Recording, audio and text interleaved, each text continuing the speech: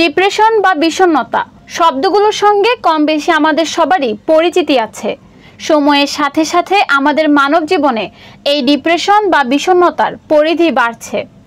তবে এবার ডিপ্রেশনে ভুগতে থাকা মানুষদের জন্য এলো দারুণ একটি খবর। ডিপ্রেশন বা বিষণ্ণতার চিকিৎসা করতে পারে এমন এক ইলেকট্রিক হেডসেটের অনুমোদন দিয়েছে যুক্তরাজ্যের সরকারি স্বাস্থ্যসেবা প্রতিষ্ঠান NHS।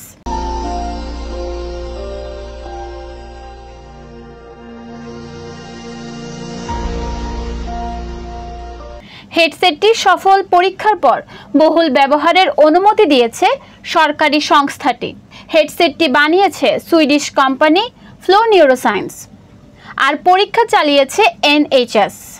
বিষণ্ণতায় ভোগা রোগীদের 6 সপ্তাহের জন্য দৈনিক আধা ঘন্টা করে হেডসেটটি পরতে দিয়েছিলেন চিকিৎসকরা। পরীক্ষায় দেখা গেছে বিষণ্ণতার লক্ষণ কমিয়ে আনার কার্যকর সমাধান হতে পারে এই বিদ্যুৎ চালিত হেডসেটটি। ডিভাইসটির পরীক্ষা হয়েছিল নর্থহ্যাম্পটনশায়ার NHS ফাউন্ডেশন ট্রাস্টের রোগীদের উপর।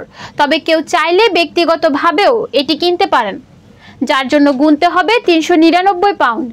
গবেষণায় দেখা গেছে এটি আসলে বিষণ্ণতা চিকিৎসার কার্যকর উপায় হিসেবে কাজ করেছে, যেখানে ট্রান্সক্রেনিয়াল ডাইরেক্ট কারেন্ট স্টিমুলেশন বা TDCH নামে পরিচিত এক ব্রেন স্টিমুলেশন পদ্ধতি ব্যবহার করা হয়েছে।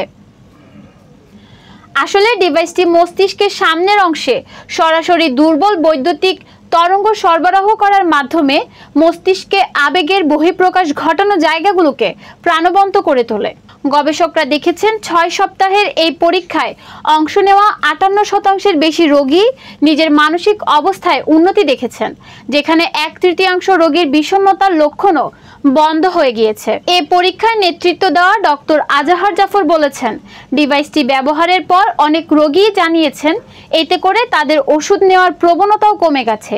এটা নতুন এক বিকল্প, কারণ বেশ কয়েক বছর ধরেই আমাদের একমাত্র উপায় ছিল মেডিকেশন বা আচরণগত থেরাপি। তবে এই পদ্ধতি বিষণ্ণতা নিরাময়ের নতুন এক চিকিৎসা ব্যবস্থা হিসেবে যোগ হলো। নিউজ ডেস্ক, চট্টগ্রাম সময়।